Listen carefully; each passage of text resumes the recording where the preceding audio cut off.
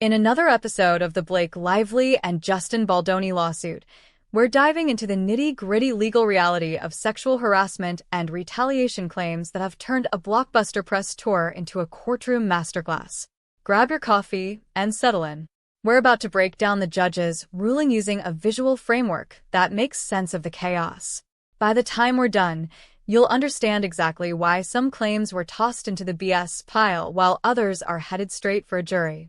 To understand this case, you have to think like a lawyer, specifically a lawyer with a whiteboard. Imagine 4 boxes on a screen. On the top, you have Title VII Federal Law, the big guns.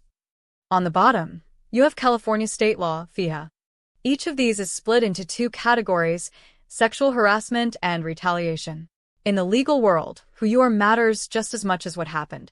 The judge immediately took a giant red X and crossed out the entire top row, the federal claims, because the court found that the plaintiff was an independent contractor, not a traditional employee. In the eyes of federal law, that's a massive distinction. If you aren't an employee, Title VII usually doesn't invite you to the party. So, with the federal boxes gone, the entire case shifted to the California state level.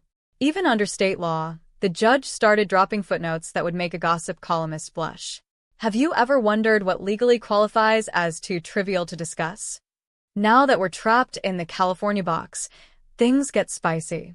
This is where the judge looks at the merits of the actual claims. We've all heard the stories, the awkward comments, the tension on set, the feeling that something just wasn't right. But the courtroom doesn't care about vibes. It cares about standards. The judge reviewed the specific claims made against the production environment and Justin Baldoni. Here is what didn't make the cut.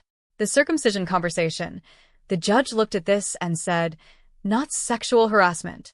The infamous dance scene. Again, the ruling came back.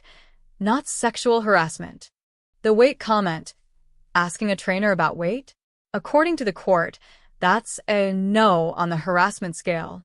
The judge even dropped a footnote regarding a text message from Jamie Heath, essentially saying some of these claims were so minor they didn't even deserve a full discussion.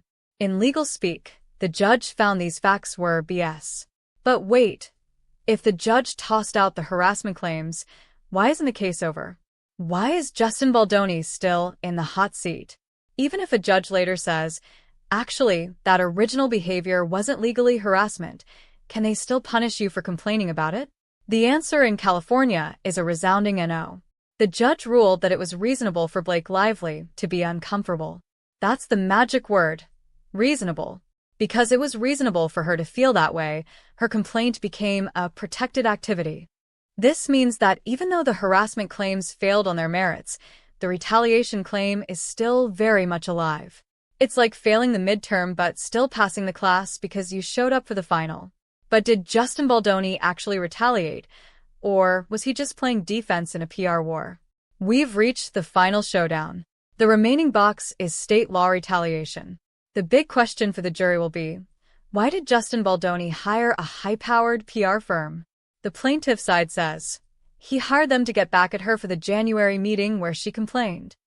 Justin's side says, I hired them because Ryan Reynolds unfollowed me and Blake said she wouldn't promote the movie anymore.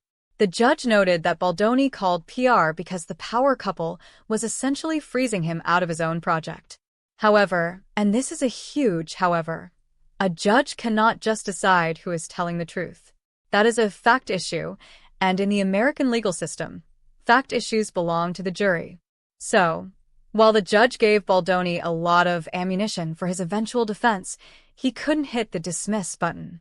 The case moves forward, fueled by the question of intent. These celebrity cases aren't just about the glitter and the gold. They are blueprints for how the law protects, or fails to protect, workers in every industry. The legal battle between Blake Lively and Justin Baldoni is a reminder that in the courtroom, the story you tell is only as good as the evidence you keep. Now, we want to hear from you. Do you think the reasonableness standard is fair? Or should a retaliation claim be thrown out if the harassment claim fails? This is a conversation about power, protection, and the price of fame. Leave a comment below with your thoughts. Share this breakdown with a friend who's been following the drama, and make sure to subscribe for more deep dives into the legal side of Hollywood.